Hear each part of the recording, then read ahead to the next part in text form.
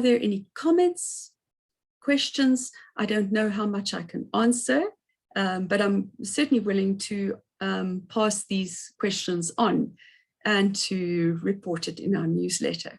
Yes, Mike Bruton. A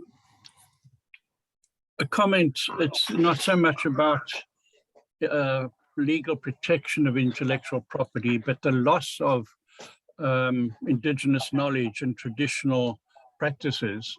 I recently published a book on traditional fishing methods of Africa, and what alarmed, it's the first review of its kind for over 60 years.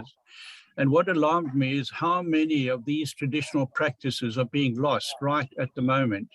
And I can give the example of the Fonya thrust basket fishery on the Pongola River floodplain in northern Zululand, which up to about 40 years ago, 600 to 800 people would take part in this traditional fishing exercise.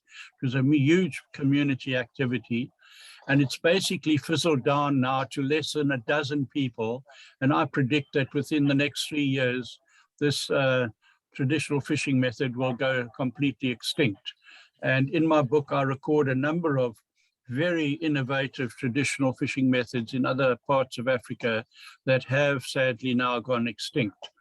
And just for interest, other countries have done something about this. In Japan, there's a fishery, traditional fishery using tethered cormorants with rings around their necks to stop them from swallowing their prey.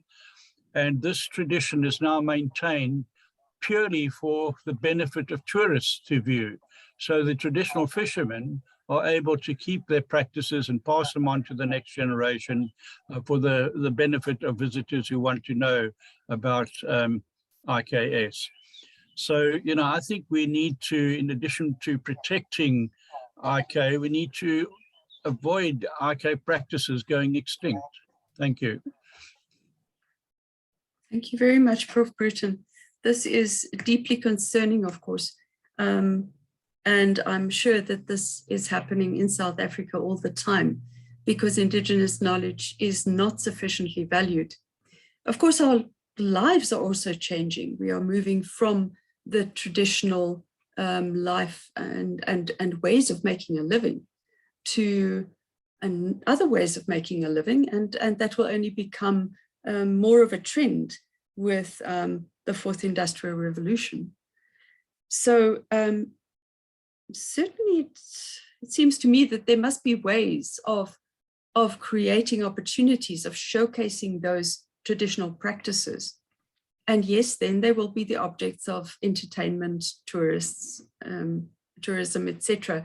But at least we will be preserving that knowledge in some form.